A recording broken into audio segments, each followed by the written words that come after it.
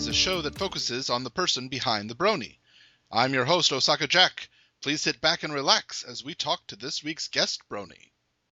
Hello, everyone. Welcome to Into the Spotlight. This is your host, OsakaJack, and with me I have a guest and a special guest. Today I have with me Kat Whitney. Hello, Kat. Hello. Hi there. How are things today? Good. Very good. And with Kat, we have someone else that we might know.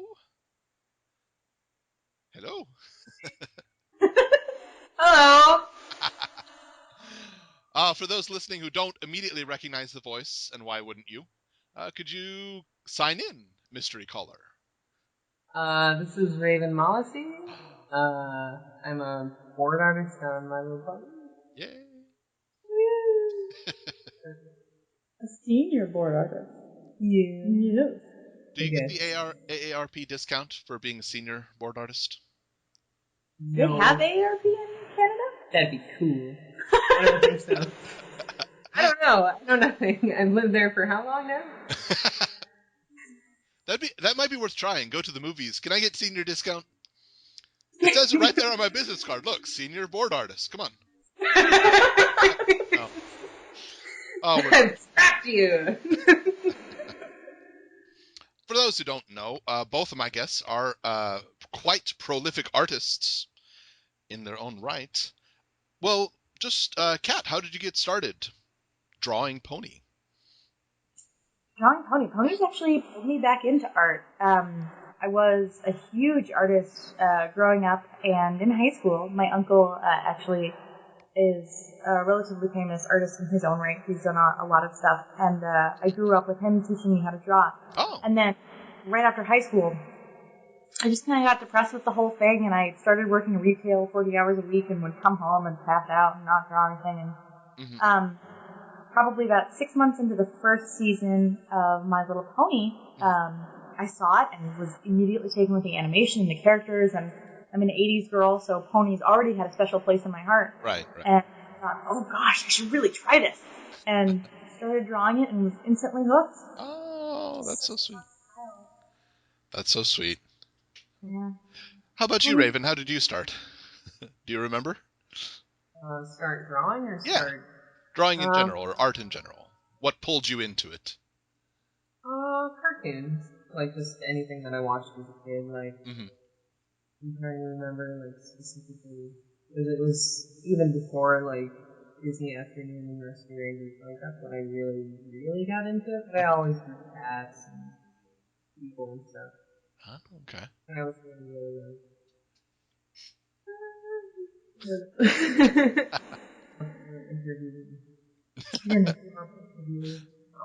Oh. But yeah, just I guess persisting for like, you know, it always helps me relax. Okay. Well, sure. I think a lot of people, relax with it. I am terrible at drawing, but if I sketch out a pony in 25 minutes, I'm like, oh, I feel better. Drawing a smile sometimes. I'm one of those people. If I'm drawing a sad picture, I will sit there with this frown on my face, and my husband will walk in, and he'll be like, "Oh no, what happened? Are you okay?" And I'm just like, "I'm just working on this really sad picture, and it's just coming out." It really helps. Like when I worked at AKA, I always had a mirror at my desk, and just like not just looking into the mirror to check your expressions, but actually making the face it makes you feel it. Like it comes through. You can, I mean, if you've been doing art for a long time, you can actually tell what mood you were in when you were working on a piece. Sure. Well, and there have been psychology studies that show that just performing the facial expression will change your mood. I can see that works. I've tried it. So if you're feeling sad, try smiling more. It makes you happier. Yeah, and not like putting a false smile on. It's just no. If you put a little effort into trying to genuinely feel it, I can attest that it actually works. I don't know why I'm making hand gestures. Just for me. Yeah. Just for you. Oh. Well, the hand gestures were so specific I could actually see them. It was very amazing. You formed sound pictures with your hands. It was very cool. Well, see, Kat, I noticed you got you get a lot of requests for commissions on your DeviantArt page. How many do you do in average time? Like how many? Not a lot. A lot of the projects that I work on are special requests from friends, or I did all of the announcement artwork for Everfree Northwest. Oh, wow. Okay. I'm working on a big kind of secret project with Acoustic Brony. And then I have a huge commission, which I can't go into specifics about, but I have a really big one from the one and only Tabitha St. Germain right now. Oh, goodness. So most of my time is taken up by special projects. I have commissions 2 or 3 times a year when I really need food money. But I do get a ton of requests, and I'm just so flattered that people would want to spend their money on my artwork. It's pretty amazing to me that this has happened in a year. Yeah.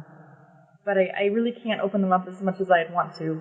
Hopefully soon I'll catch up with everything and be able to open them up again. Well, yeah, I mean, there is a limit. You know, if you try to please everybody, you'll please nobody. Exactly. I know I mentioned it in a different interview, but you did finish a commission for me recently that had Scootaloo.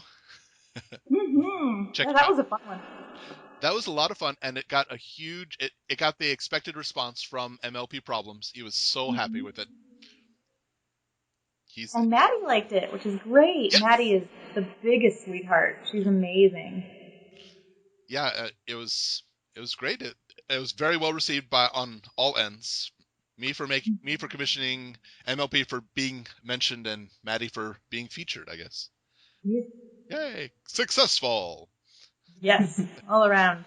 All right, well, switching a little bit, Raven, you've created your own OC, which is Snowdrop, right? Yes.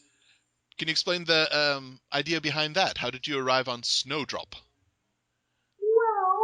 Well, one of my big hobbies is growing plants. Okay. And snowdrops are significant to me and my husband. Like, we used to go on walks when we used to live in Abbotsford, and I remember us digging up some snowdrops and keeping them for a time. Aw, that's sweet. And, That's sweet.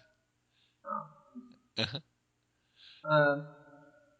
yeah, she is the idea behind her, and I haven't had much extra time, obviously, to really flesh out the idea, but the concept behind her is that she's a unicorn who really admires how earth ponies grow plants, so she tries to not use magic to grow her own plants. Okay. So she kind of keeps her magic, under wraps, and sometimes she'll pick up her sneeze and it'll come out in interesting ways. Okay. So is that the idea behind the bandana on the head, is to cover the horn, or is that just fashion choice? That's just because I wear bandanas. She's literally wearing a green bandana right now. Reason for wearing bandanas, or just like them and they're comfy and... I like them. My mom used to wear them when I was really, really young. So, okay. So a tribute? Kind of, yeah. I guess. They look adorable. Yes, they do. Yeah. If anyone hasn't seen, go check out the Everfree Northwest 2012 interview. You can see Miss Raven wearing a nice little bandana. Actually, it was really cool. I forget exactly who I bought it from, but I found there were pony bandanas, so I bought it from. Yeah, they were these gorgeous bandanas, and I'm sure we'll find them afterwards, and we'll make sure there's a link available. But they had embroidery on the backs of them, right where they fold over, of cutie marks or full ponies in matching colors. They were gorgeous. Wow. Yeah, I think at this point they're really...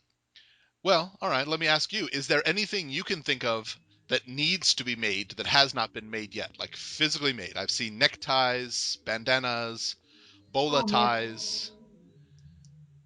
That's a good question. I know we come off the cuff with a lot of these, offhand, but now that being asked.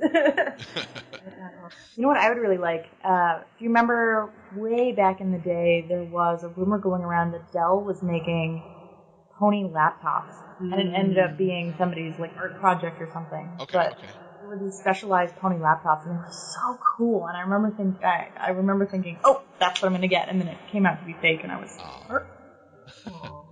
Of course, it was an Apple, right? Applejack. No, it was the one they put up was a Twilight Sparkle. Yeah. Oh, okay. Huh.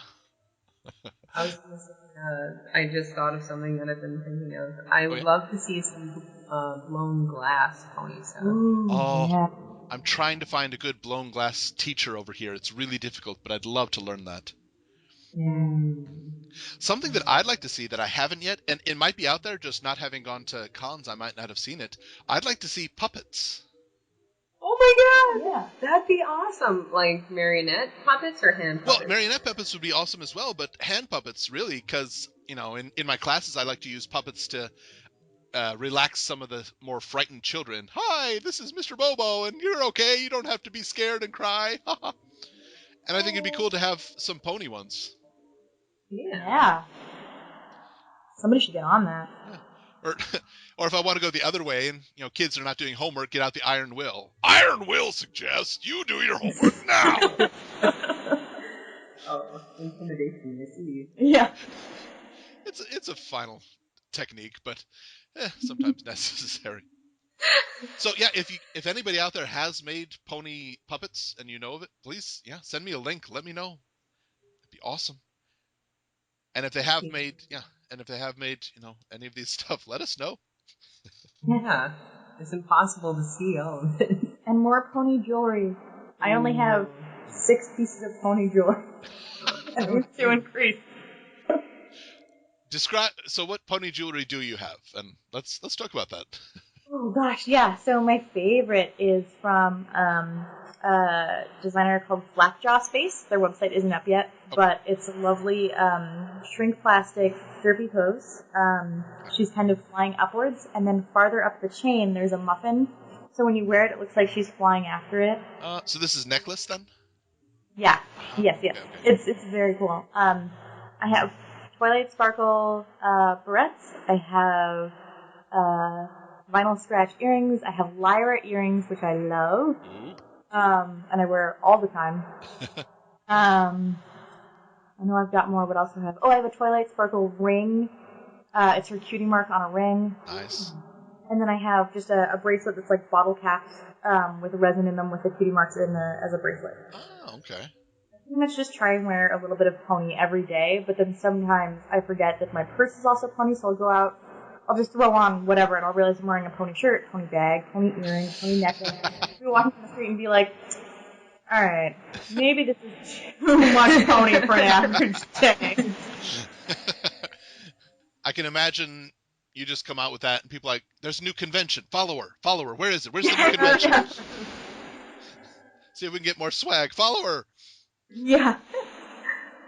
I'm the Roman Pony Convention. We kind of have one up here. We have Brony Fest, which is a ton of people. I think it was 200 or 300 at the one. To just kind of meet up in a park. Nothing's down in Portland. Goodness. And hang out and. I mean, it's not like vendors or anything like that. It's not a convention. It's like a really big. Well, I don't think that one is. It's actually the person who started that is Bajati, I believe, who also did Everfree Fest. Right. So it's meant to just kind of be like a really big, fun meetup outside. Right. Okay. It's cool. It's very cool. Yeah. That's a lot of people for a meetup. Yeah. I'm struggling to get a meetup of 3 here, so 300. Wow. Yeah, I think our avid meetups in Seattle, and someone's probably going to correct me, but the ones that I've been to are always right around 20 to 50 people. Okay. Nice. Raven, have you ever crashed a meetup secretly? Just show and, hey, how you doing? Not let them know who you are? Oh, and not let them know who I am? Yeah. No, I've only been to one meetup, and it was at the library in Vancouver when people were premiering the Canterlot wedding episode. Okay. So, but people kind of knew we were in back. Like, a couple of people came by and hugged us and wanted signatures and stuff. Oh. It was really cool. That is cool. It was nice getting the immediate feedback. Like, I love watching the show with people to see like what they laugh at and what they find interesting afterwards. Oh, sure. Yeah, well, I tweeted it last night that I was on the train and I just felt like listening to Wedding. So I put that on my iPod and left it in my pocket. And yeah, I was really close to weeping by the end. I'm like, okay, we're on the train. Don't cry. Don't cry. Lots of people going to be looking at you. Don't cry. Were you successful? No, but I faked a sneeze. I faked a sneeze and then kind of wiped my eyes at that point. I don't know if it worked, but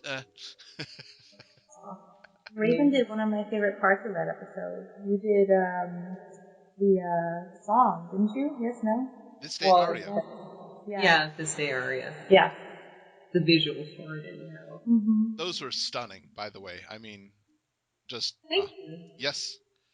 Yeah, my when I show that to my students, they always do show the eye part. Show the eye part. Okay. Is that the part where it goes black?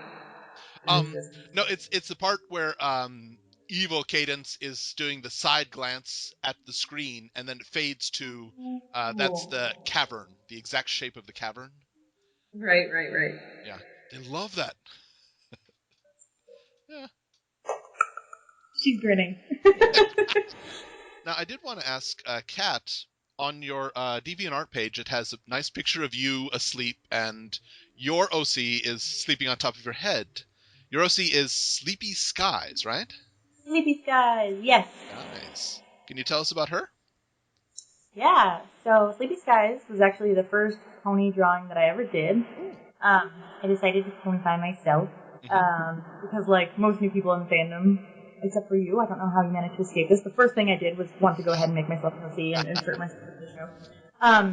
So Sleepy Skies is really pretty much me. I'm sleepy all the time. The blue hair is actually a wig because I lost my hair to a medical condition, and one of the medications that I'm on makes me tired all the time.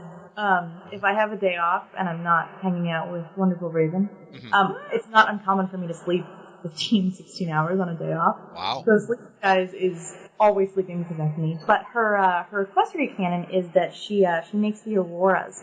So she's up all night and she has to fly really, really fast to get all those particles up into the air. Right. So the rest of the time she's exhausted and sleeping on everything. So. That's interesting. Actually, recently I had a discussion with another Brony. Would Aurora fall under Celestia or Luna's jurisdiction? I've seen there's actually one of the gentlemen online who Mr. Ibo, I believe. Okay. Lovely animation of a third princess who is in charge of the auroras. In my headcanon, the auroras are just like rainbows and sun dogs and that sort of thing, where it's something that Pegasi take care of as a weather phenomenon. That makes sense. There's a logic to that. There's definitely a logic to that. Felicity and Luna have got enough going on. Yeah. Okay, well, I was going to ask about the blue wig, but you covered that. That's very nice. Yes, and I like to confuse people at conventions by bringing all of my wigs and changing my hair, at least every day, sometimes multiple times a day, which sometimes backfires, but most of the time is very, very fun and confusing people. That's actually, I haven't seen that now that we mentioned. I mean, everybody can buy wigs and they can adjust them to be ponified, but specific pony wigs. Oh yeah, there's an amazing site on Etsy that does them. Okay. Yeah. I wish I could remember her name, but I got my Twilight Sparkle wig from her, which is one that I was wearing at Everfree. They're really high quality. Yeah, they're gorgeous. And I think it's actually, I had the ears and the horn taken off because as someone with no hair, I like to wear it on just around too. Right. But I believe it's the same person that did Tara Strong's wig that she cosplayed with at Campus Gardens.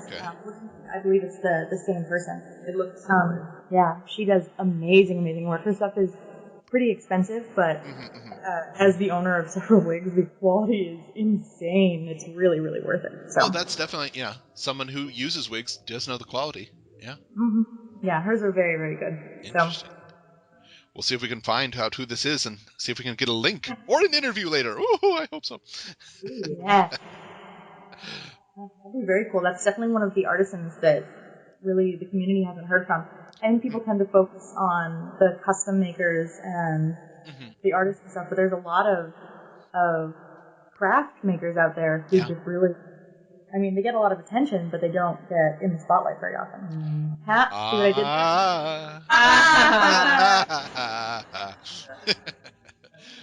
I've just started, but I'm trying to move the spotlight to as many as possible. But, well, speaking on crafts, Raven, have you bought any pony items online? Or I guess at cons, or something that you're especially proud of? I bought a few. Oh my! I think her name is Casey Robin. I bought if you were at Everfree, you saw her booth with. She was dressed. Her whole family was dressed as the Applejack family. Oh, right. The apples. Okay. And she was selling these. It was a print called Zap apples, and I bought the original because it's just the colors are gorgeous, and she was an intern at Disney for a while. Oh wow! She's so nice. We should push Chris's stuff on. I was going to ask about. Yes, Chris. He made he does all his custom. Chris is Otaku Squirrel on DeviantArt. He does those. The sculpted manes and tails, and we love him to death. Oh yeah, he's so sweet. And he made Snowdrop for me, and all my coworkers have been ogling it it's so cool. The attention to detail, he's such a good man. He is. I will put out there for him because I know he's going to be listening. He doesn't usually do OCs. He gets a lot of requests for them, but there are hundreds of hours of sculpting that go into these things. Oh yeah, But yeah, he did one for Sidney and one for Raven, and they're so cute. Oh, I love it. Awesome. Yeah, his stuff is amazing. Now, I would imagine that at some point, Raven, your workplace would kind of be a swag competition. I would just imagine that people look at what I got this week, and bringing it in and see who can get jealous over it. Sometimes there's some of that. Why do I feel like Sabrina would win that? She has a lot of swag. She has the most of anybody, I think. Sabrina and Sibsy. Yeah. Definitely. It's always fun. But Jason also gets some pretty great things. Somebody sculpted his, they made an OC for him. I don't know who designed it. Huh? I said, oh. Oh. But he has a sculptor sitting at his desk, and I don't know what the official name is. Barking Mad the official name of her? He's got a sculpture of that. Someone said that. I've heard Barking Mad, and I've heard Loose Screw for her. Yeah. So he's got one of those. It's not a few things. She was the pony in Read It and Weep. The barking. Yeah. Oh, right. Okay, yes. Yeah. We love her. Yeah. Yeah. Was it your joke? That's awesome. Yeah. That's great. I like the fact that it was, I don't know, for me, the only dogs we've seen have been Winona and Cerberus and Barking Mad, if that's the name. She's very proud of them. Yep. Well, Kat, I've noticed one thing that you mentioned, you still use a mouse to do the art? I do. That's why it takes me so long. Yeah. Wow. I do hand sketches, and then scan them in, and then I do pretty much everything between 300 and 600 dpi, so really, really big. Okay. And a part of that is because since I am doing it with a mouse, I need to have a lot of room for error. Okay. That way when I shrink it down, it looks decent. Okay. But yeah, I mean, it takes me, for a completely finished drawing, I'll be on the computer for 10 to 12 hours. Wow. Just going through and coloring and shading and everything with the mouse. So I just started Kat's daring project to stop going to Starbucks and save up to buy a Cintiq. And if you're a Seattle native, stopping going to Starbucks every day is very, very difficult. Just come over to that. I know, we could just come over. Mark Carrion is, we're staying at Mark Carrion's house right now to do this interview, and he makes the best coffee. He's head of media and PR for Everfree Northwest. Amazing. The best. Awesome. She spoils us. We're drinking it right now. Ice. It's great. Yeah. Iced eggnog lattes. They're I do miss eggnog. Not available over here. Have to hand make it. Now, I think it was, it was recently, wasn't it you, Raven, who was talking about foot pain? Has that gotten better? Oh yeah, I was talking with you.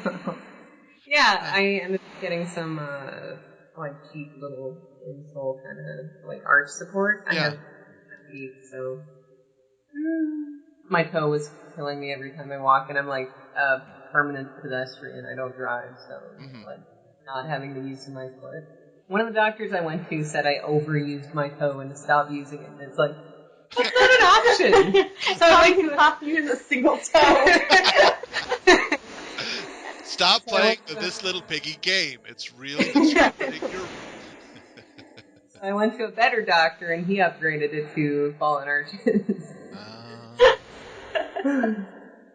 Ridiculous. It's much better now, though. That's good. But now I have inflamed tailbone. Oh, no. Woo! Makes a lot of fun. Sitting down all the time. Yeah, I know when I lived in Kobe, those massive hills just killed my feet walking home every night. And I don't know, I haven't been to the Seattle-Vancouver area, but maps I've seen show a lot of hills. Yeah, I've never been to Vancouver, but Seattle is ridiculously hilly. We have some extreme ones. Yeah. Vancouver is less than Seattle, but more than like Chicago, like Wisconsin, where I'm from.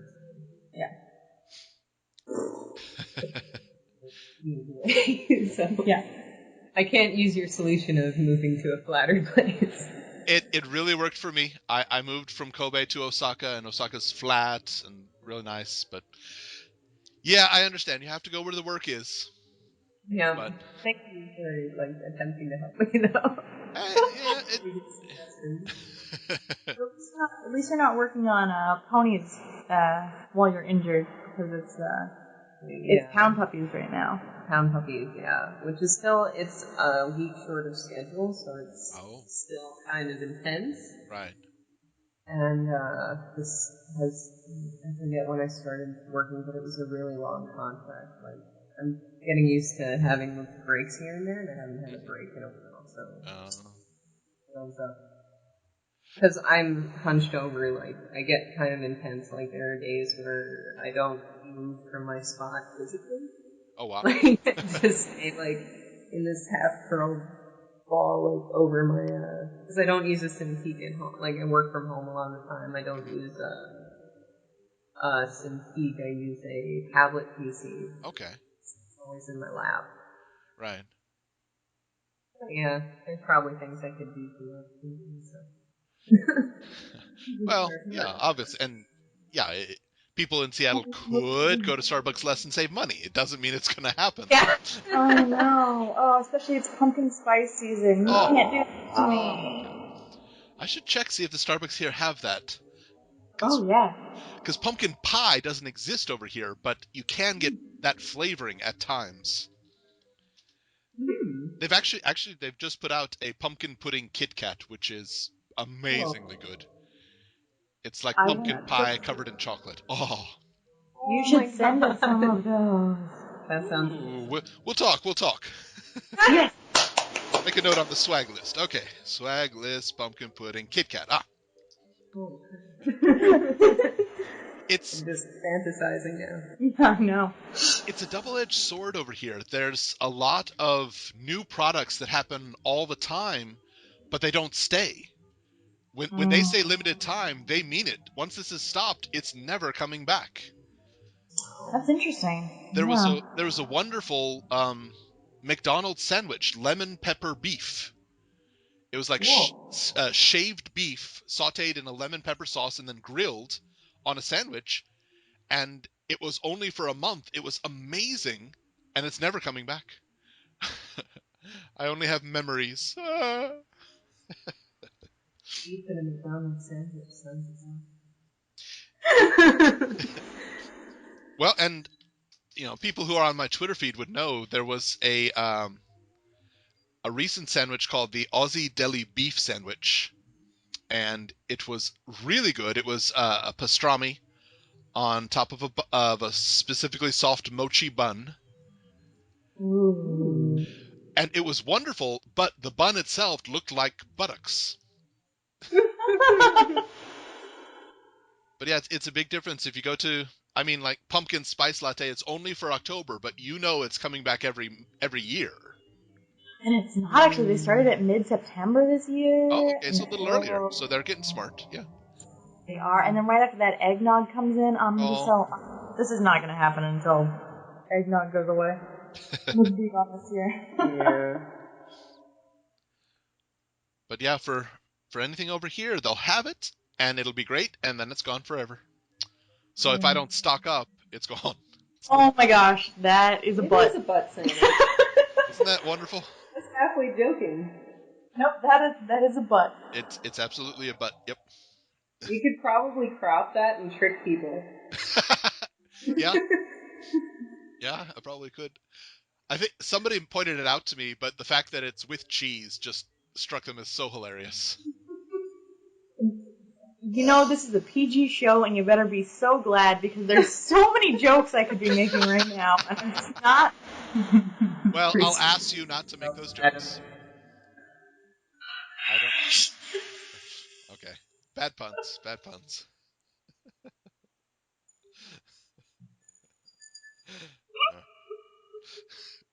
I hear giggling, and I'm glad.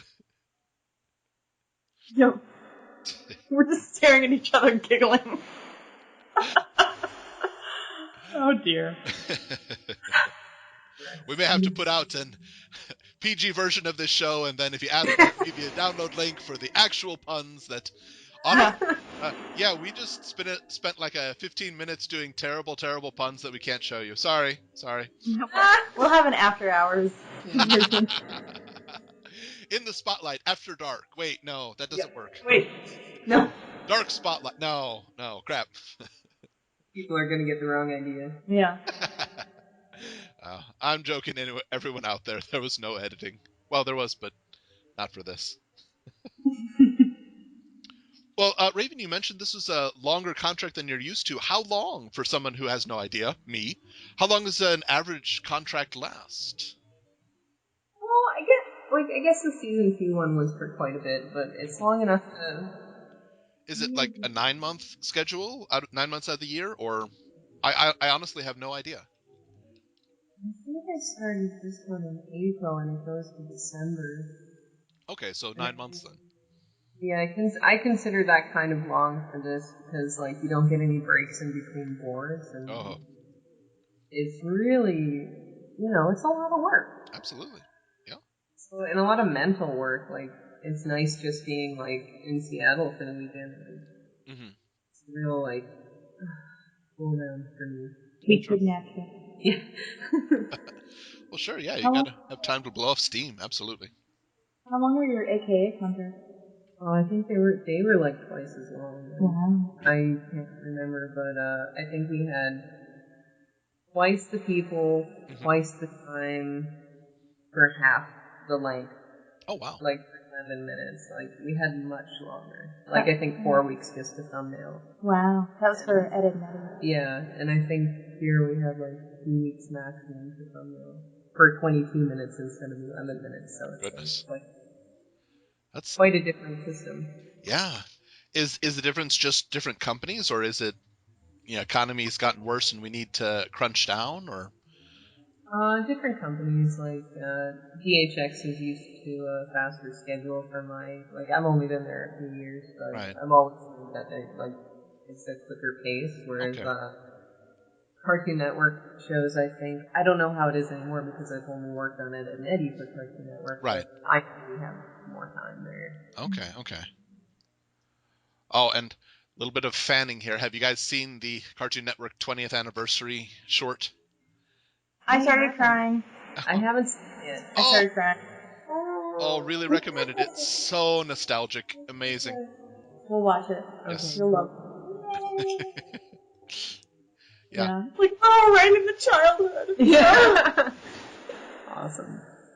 Yeah, I'll probably be reminded of a lot of things. Mm-hmm. Yeah. Yeah, quite a bit of it's like, and there's, and he's here too. Oh, I remember that. Pause it, I want to look at him again. Yeah. I'm so glad we're getting higher quality American cartoon, or Western media cartoons, I should say. In fact, we were talking about this last night at dinner, and we've got Adventure Time and Regular Show and Gravity Falls, which is Disney, and Pony, which is it's so refreshing. Oh yes, absolutely. It felt like there was a bit of a black hole there for a while. Yeah. Well, I think that at any point, there's always going to be some bright spots. I mean, I really think, if we go back a bit further, Animaniacs was an incredible... Oh, yeah. That's... Oh, yeah. I think we're talking about in between those two. Oh, yeah, in between, yeah. Yeah. Like late 90s, early 2000s, I think, was kind of golden. Well, even then, Powerpuff Girls... That was earlier, wasn't it? I thought it was. As much? Oh, I don't know, not. much earlier. I think it's around that time, because, my fellow grad school students and I were very much into Powerpuff Girls, which is an odd thing for just instance to be, but hey. But yeah, I understand what you're saying, because there are points in my life where I remember watching a lot of cartoons, and then there's others where I only have a memory of one or two. Yeah. Yeah. So kind of, the dark ages. I think as long as there are people who remember the good shows, there will be those people who grow up and want to recreate that. I'm almost wondering if it's cyclical, where there's a really good generation of cartoons and kids grow up, and then when they're in middle school and high school, it kind of goes downhill, and then once they get into animation themselves, then they push it back up. And well, you look at now I'm kind of like, I'm not that well versed in all the details of animation history, but if you look at the first animation, like Warner Brothers and Looney Tunes, and then like there's the whole I wasn't that big of a fan of like Hanna-Barbera, like the late Hanna-Barbera stuff, with like Scooby Doo and I'm trying to remember, but I know when I was a kid, I wasn't really excited about those cartoons. I was excited about Looney Tunes. I was excited about Disney. Right. And then, like late Hanna-Barbera stuff was around, but then there was like the 80s Disney Renaissance, like with Little Mermaid and Rabbit. Well, even just Disney, I mean, in my opinion, if you look at the movies, there was high quality, and then we get to... I love the movie Robin Hood by Disney, but I have to admit, that time, a lot of things in it just seemed kind of lazy to me. A lot of them were animation recyclings. Yeah. And animation recyclings, Baloo and Little John were the same character. I mean, identical. Yeah, and they were. I love the movie. I have a fond memory of watching that movie in childhood, but I don't think it was the best work. But then you're right, Little Mermaid comes out and wham, goes right up there again. Don't tell Susie, I think that one's her favorite. Robin Hood. Oh, it's not that it's a bad movie. No, I'm teasing. It's that, like, stylistically. It was. There was a lot of... Yeah, I like to fantasize, man, if they had put the effort into Robin Hood that they put into Little Mermaid and Beauty and the Beast, can you imagine how phenomenal that would have been? Oh, yeah, like, Beauty and the Beast is amazing. Yeah. Like, the intensity in that movie. Like, the Beast himself, like, all of the scenes are amazing. Yeah. But I was gonna say about Robin Hood, like, I think that, like, they were, like, training a lot of people in that phase. Like, I think that's what they were passing the torch. Right. So a lot of people were still learning. Like, I think Don Bluth did he work on that one? I can't remember when he left. Can't remember. Yeah, I know for the people interested going into animation, if you're thinking about Disney, a lot of the kind of proving grounds are with the straight to video sequels and movies and stuff like that. Yeah, the ones that don't end up on the big screen are a lot of where they're doing their final training stages. Yeah. For the new folks. So that's where a lot of that comes from. Nice that exists. Oh yeah. Well, and you never. Huh? No, I was. Go ahead. Well, I was just gonna say, like, regardless of, like, what school you go to and, like, what you've read, like, nothing teaches you the job more than doing the job. Absolutely. Like, when I came to AKA, I didn't really, like, I kind of knew what storyboarding was, but, like, I learned so much there just from doing it. You should tell the story of how you got in, because that's my favorite. Oh, I like stories. It's my favorite. Tell us a story, Raven. Well, I was going to college in Chicago for animation, but I was also at the same time like super into Ed Nettie, and I was posting fan art online. Someone, her name is Kit, who used to run the Edtropolis site. She saw my stuff, and she had pretty close contact with AKA Studios, and at the time I thought like Ed Nettie was over because it was after season 4. I heard that was the last season. It was super sad. And then I get this email from Kit, and she's like, well, the show's not ending. You should, your fan art's the best I've ever seen. You should contact them. Here's their info. Ask them for a test. And I did that. And I remember talking with Dan, the producer, and I think, like, I was so, like, nervous and talking to him, I think I hung up on him, like, way too fast. Like, he was like, oh, yeah, well, we'll send you a test and whatnot, and I was just too overwhelmed. Yeah. But what she's not telling you is the best test they've ever had, and they thought that it was somebody senior coming in and doing it kind of as a joke. They thought it was they thought it was fake, like somebody was pranking them and cheating on it. Well, yeah, I guess. Well, that's excellent. That really speaks to the quality. I also quit college to go. I was 3 months away from graduating. And my parents were dead set against me, quitting. But I was on scholarship and everything, so as far as I was concerned, it wasn't like I was throwing a bunch of money away. That's true. You had a job. And I had to do. Yeah, and I talked to the head of my department, who was kind of humming and hawing, but then I told him who it was for, Danny Antonucci, and then he just, like, smacked his hands down on the desk and was like, go do it. Wonderful. Yeah. That's great.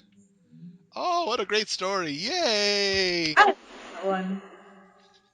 She's giving me the look of, why did you make me tell that story? Well, I probably would have if she hadn't, but No, but it should be like I do like telling it because people who really love something, like, you can go work on it if you're, if you have a little bit of luck and a little bit of talent. Like, I feel like I'm very lucky. So. Well, I think fortune does have something to do with it, but fortune will only get you so far. I mean, you're a senior storyboard artist. You have quality. You're dang good at what you do, and that's obvious to anybody who's watched the show. She's done some of my favorite scenes, some of my favorite gags, for sure. In Lesson 0, Twilight popping out of the ball with the hi girls. That was the first. Love it. How long did it take to get that face like you wanted it to? The hi girl's face. Oh, I don't know. Like, I do spend a bit more time on the close-ups and those. So I'd probably say like maybe 3 minutes. Okay.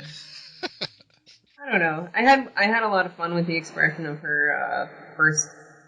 Like, it was like literally 4 a.m. when I drew that part where she comes out of the bushes and she's got the bird nest on her head. Okay. And I was making that face when I was drawing it. And it's 4 a.m. and I'm giggling like, this is so funny. So, I was living Lesson 0 while making Lesson 0. I live Lesson 0 every day. Me and Nicole, like, who were working on the end of that one, like, Nicole Wang, another board artist, I remember toward the end of it, we were embracing each other crying because we were just like so frazzled and so trying to meet the deadline. Like, our arms hurt. We have to keep going. Oh, goodness. It was great. Yeah, it definitely panned out. That's definitely one of the fan favorites. Absolutely. The funny thing about that one is I keep hearing that, like, people think there's a lot of fan service in it, like, with Rainbow Dash and the sunglasses and all that, but, like, that was my first episode, and I didn't know anything about the fans. Putting the sunglasses on was like, oh, Rainbow Dash kind of reminds me of Eddie. Eddie would wear sunglasses here. I'll put sunglasses on her. Like, as far as his, happy accident. Yeah. That's great. I personally, Lesson Zero is my favorite episode, and I think a lot of that is because I see a lot of Ed and Eddie in that episode. Oh, okay. That's like the best thing I've done since Ed and Eddie, so like... Yeah. Really. I could feel it.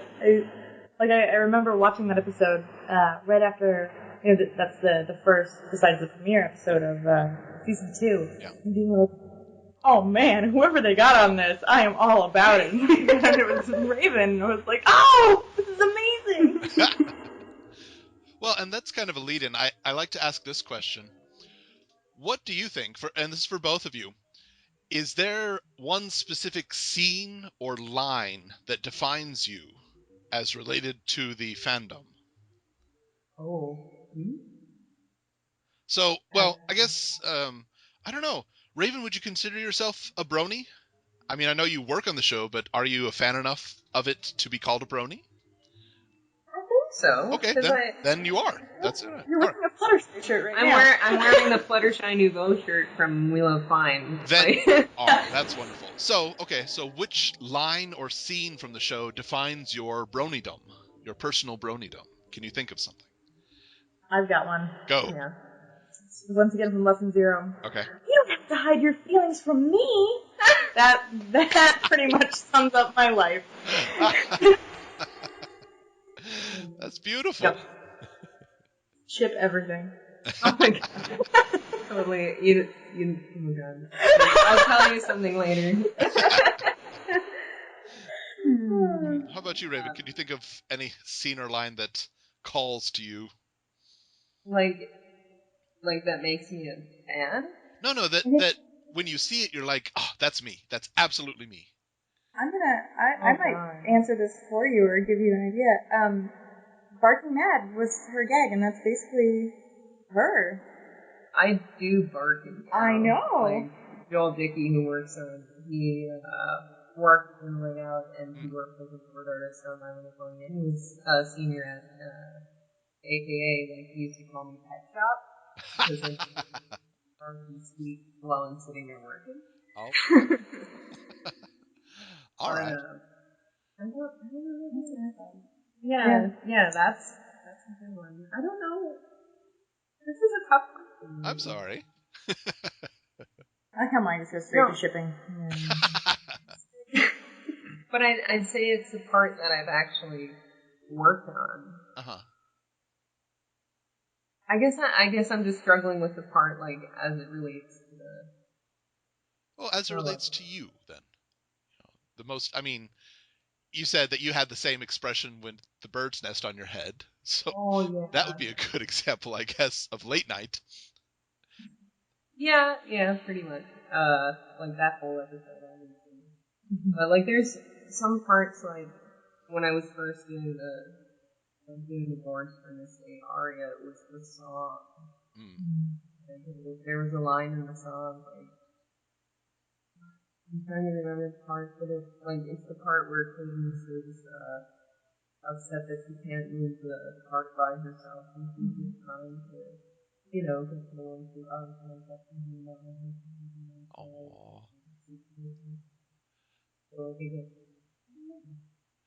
Like, that's the part that touches me. Yeah. I'm not answering your question. Oh, that is a wonderful answer to the question, I think. That's great. Oh. I always hear things. Oh, yeah.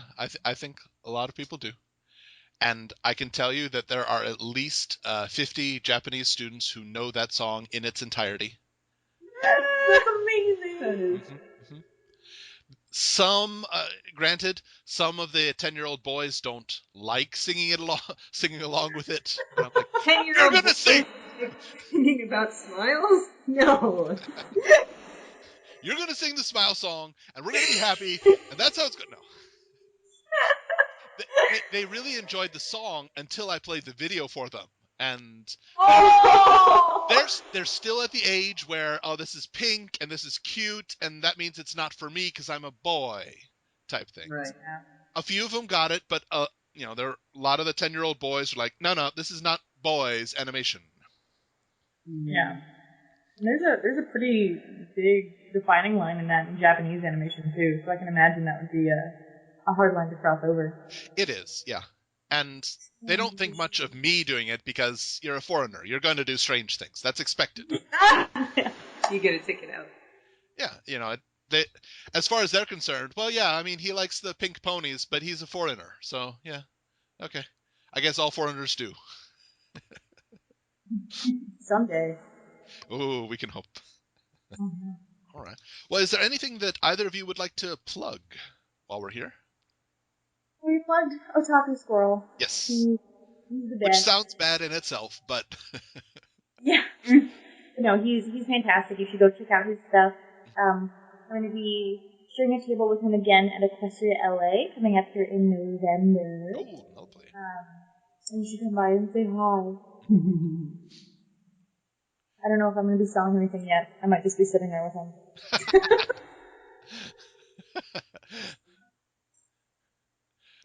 It's so weird that people want my autograph. I'm not used to that yet. It's very bizarre. Yeah. If you have your autograph, would you use it on a Sleepy Skies poster or just something that you've done? You know, it was really interesting. For Everfree Northwest, I made pony bookmarks. Yes, those with were all amazing. of the, Everybody all raved about those. Which is really interesting because they actually didn't sell very well. Really? Yeah, no, I saw. Okay, well then everybody who got them raved about them. Yeah, I know Andrea loved them and Tabitha. Yeah. It was very interesting that they didn't sell. They were not badly priced. I don't think they were $5. Anyway, not the point. The point is that I had some Sleepy Skies ones too, and the Sleepy Skies ones sold before any of the main sets. Really? Sold out completely. She's the only one I completely sold out of. Yeah, it was very interesting. Yeah, I had a couple people who knew me just from Tumblr come up, and I assumed that most of the people would be coming by because they did a whole poster with all of the Everfree Northwest announcement art for all of the voice actors, and I had it all in one big thing, and it was really great for autographs, and we auctioned one off that was fully autographed and all that stuff. And I assumed most people would be coming back for that, but I actually had a lot of people come by who just wanted to talk about the Tumblr, and I've done maybe 4 pictures on that Tumblr. It needs a lot of love. I'm just so busy. It will. Ask Sleepy Skies has not been forgotten. But yeah, it was amazing and strange and very surreal. That's awesome. Raven, anything you'd like to plug? Well, I would plug Kat, but she's sitting right here. Plugging herself. Oh dear. Don't give me that look. PG, keep it PG. I killed her. Yeah. Oh man, there's so many great artists that I'm not familiar with all their names. Well, on the projects that you're working on, I mean, we mentioned Pound Puppies, and I think it's safe to say anybody listening to this is going to tune in for season 3. Well, like almost all of the board artists from Ponies moved on to Pound Puppies in the meantime. Okay. So check out Pound Puppies, everybody. Yeah. There's this amazing gentleman on DeviantArt whose name is the Flash Guy, and that guy is awesome. Yeah, he does these hysterical comics, and they started out with just Wildfire, but Wildfire as Sibsy working on the show with Jason and stuff like that, and kind of screwed him up.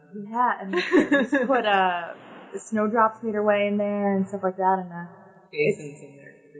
Yeah, and it's just amazing because he really gets a lot of it incredibly accurate without doesn't really know us, but he just gets up. It's very cool. But yeah, his comments are hysterical, and a lot of the interactions about making the stuff is pretty spot on. It's pretty fantastic. Excellent.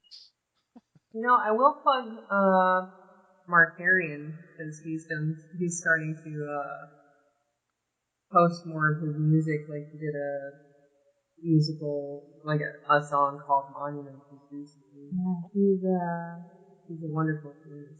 Yes, his piano covers of things are just absolutely fabulous, and he doesn't get the love and attention he deserves. No, man, he played for us last night and yesterday. You were crying. Yeah, it brings tears to my eyes. Like beautiful, beautiful music. Ah, you fandom you're so talented. I think the fandom would reciprocate and say, "You staff, you're so talented." Everywhere you turn, there's something amazing. It's a beautiful, beautiful thing. Oh yes, absolutely. Well, thank you guys very much for talking with me today. I really do appreciate it. Thank you so much for having us. Yeah, absolutely. It's been a blast. Yeah. All right, everyone, this is OsakaJack with Into the Spotlight for Everfree Radio. See you next time.